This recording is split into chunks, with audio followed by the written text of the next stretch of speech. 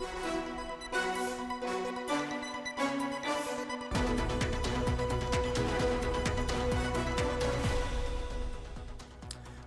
स्वागत है आपका पर्सनल फाइनेंस के बुलेटिन मनी टाइम में। मैं हूं आपके साथ अभिषेक गुप्ता। मनी टाइम में आपको मिलती हैं अपनी जेब और जिंदगी पर असर डालने वाली पर्सनल फाइनेंस, बिजनेस, कॉर्पोरेट और पॉलिसी से जुड़ी हर खबर। तो चलिए अब फटाफट शुरू करते हैं आज का सफर। भारत को 2047 तक 13,000 अमेरिकी डॉलर की प्रति व्यक्ति आय के साथ विकसित राष्ट्र बनना है, तो उसे सालाना 7 से 8% की वृद्धि दर से आगे बढ़ना जरूरी होगा। भारतीय रिजर्व बैंक के पूर्व गवर्नर सी रंगराजन ने कहा कि असमानता या गरीबी को कम करने के लिए इनोवेशन एकमात्र समाधान नहीं हो सकता। तेज वृद्धि के अलावा देश को नकदी और न्यूनतम आय जैसी सब्सिडी के रूप में सामाजिक सुरक्षा जाल की भी जरूरत हो सकती है। विकसित अर्थव्यवस्था की परिभाषा के अनुसार प्रति व्यक्ति आय 13,000 डॉलर या उससे ज्यादा है। भारत की प्रति व्यक्ति आय इस वक्त 2700 डॉलर है। पेटीएम पेमेंट्स बैंक के खिलाफ फैसले पर आरबीआई की समीक्षा करने से इनकार के बाद 197 कम्युनिकेशंस के शेयर आज 10% और गिरकर निचले सर्किट पर पहुंच गए। पहली बार 197 कम्युनिकेशंस के शेयर दोनों प्रमुख शेयरों बाजारों में 400 रुपए की सीमा से नीचे गिर गए। एनएसई और बीएसई पर शेयर 10% गिरकर निचले सर्किट 380 रुपए पर बंद हुआ।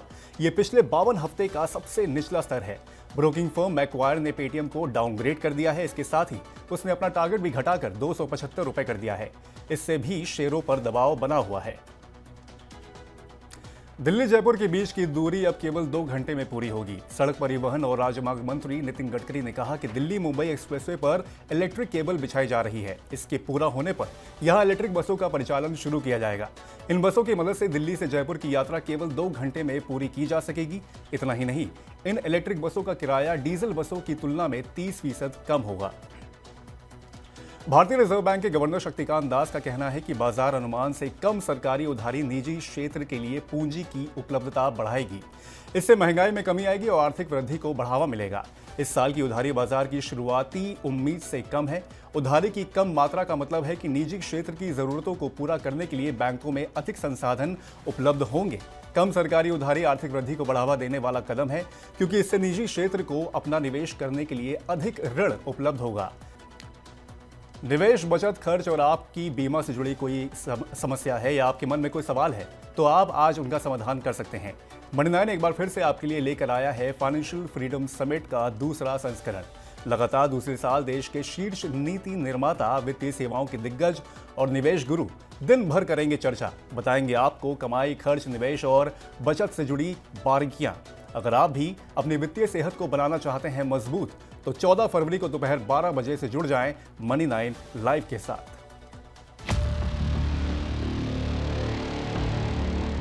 सबको आर्थिक सुरक्षा की आशा, अच्छे जीवन की अभिलाषा कैसे होगी पूरी? क्या हुआ, क्या है जरूरी? पैसे की दुनिया के दिग्गज बताएंगे राह।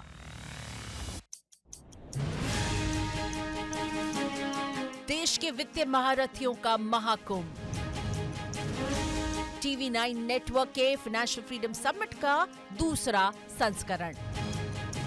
सवाल आपके, मंच हमारा। मुंबई में 14 फरवरी को। तैयार हैं आप?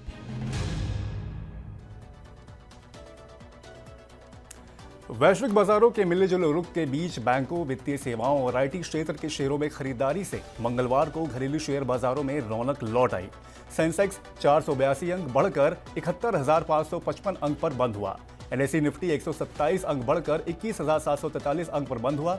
सेंसेक्स के 30 में से 25 शेयर बढ़त लेने में सफल रहे, जबकि निफ्टी में 50 में से 11 को छोड़कर बाकी सभी शेयरों में तेजी दर्ज की गई। बाजार की तेजी में बैंकिंग क्षेत्र के प्रदर्शन की अहम भूमिका रही।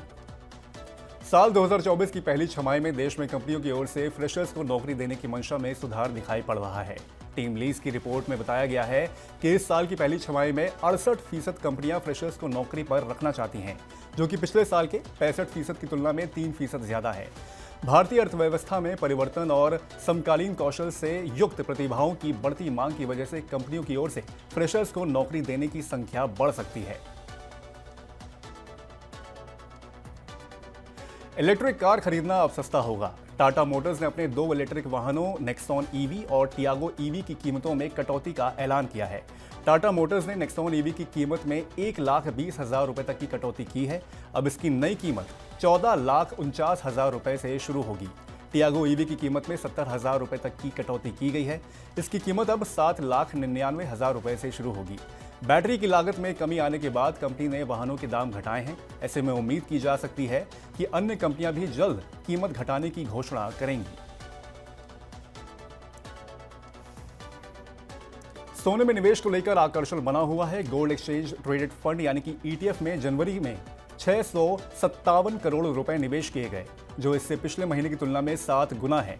विशेषज्ञों का मानना है कि वैश्विक स्तर पर जारी तनाव और अमेरिका में ऊंची महंगाई के बीच निवेश के लिए सोना एक सुरक्षित विकल्प बना हुआ है। इस निवेश के साथ जनवरी के अंत तक गोल्ड फंड के प्रबंधन के तहत संपत्ति 1.6% बढ़कर 27,778 करोड़ रुपए हो गई।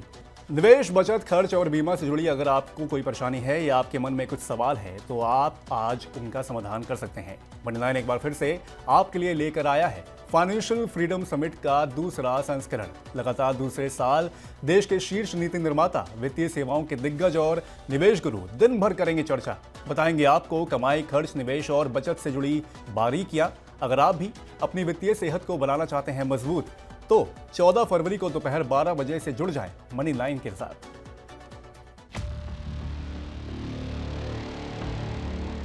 सबको आर्थिक सुरक्षा की आशा, अच्छे जीवन की अभिलाषा कैसे होगी पूरी? क्या हुआ, क्या है जरूरी? पैसे की दुनिया के दिग्गज बताएंगे राह।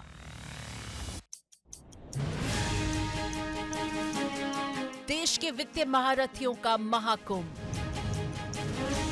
टीवी 9 नेटवर्क के फाइनेंशियल फ्रीडम समिट का दूसरा संस्करण।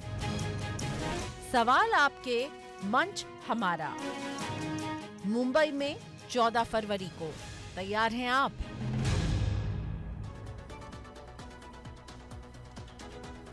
बंद पड़ी एयरलाइन गोफर्स को समाधान के लिए और समय मिल गया है। एनसीएलटी ने गोफर्स के समाधान पेशेवर की याचिका को स्वीकार कर लिया है। इसमें कॉर्पोरेट दिवाला समाधान प्रक्रिया को पूरा करने के लिए समय सीमा बढ़ाने की मांग की गई थी। एनसीएलटी ने समाधान की प्रक्रिया को पूरा करने के लिए समय सीमा 60 दिन बढ़ा दी है। कंपनी 10 मई 2023 से समाधान प्रक्रिया से गुजर रही है। एनसीएलटी से इससे पहले पिछले साल 23 नवंबर को 90 दिनों का विस्तार दिया गया था, जो 4 फरवरी को खत्म हो गया। उत्तर प्रदेश की राजधानी लखनऊ में अगले सप्ताह होने वाले ग्राउंड ब्रेकिंग समारोह के पहले दिन 19 फरवरी को प्रधानमंत्री नरेंद्र मोदी 10 लाख करोड़ रुपए से ज्यादा के निवेश प्रस्तावों के जमीनी क्रियान्वयन की एक साथ शुरुआत करेंगे। वैश्विक निवेशक सम्मेलन में हुए समझौता ज्ञापनों को साकार रूप देने के लिए राज्य सरकार 19 से 21 फरवरी को लखनऊ के इंदिरा गांधी प्रतिष्ठान में ग्राउंड ब्रेकिंग समारोह आयोजित कर रही है। इस दौरान भूमि पूजन के साथ परियोजनाओं के क्रियान्वयन की शुरुआत की जाएगी। तो ये थी आज की प्रमुख खबरें। अब वक्त हो गया है आपसे विदा लेने का। अब आपसे होगी गुरुवार को मुलाकात। पर्सनल फाइनेंस से जुड़ी खबरों को पढ़ने, सुनने और उनसे जुड़े खास कार्यक्रमों को देखने के लिए आप मनी लाइन के सुपर ऐप को जरूर डाउनलोड कर लें। आज का हमारा मनी टाइम आपको कैसा लगा, नीचे कमेंट बॉक्स में अपनी राय हमें जरूर बताएं। और मुझे दीजिए अभी के लिए इजाजत। नमस्कार, शुभ रात्रि।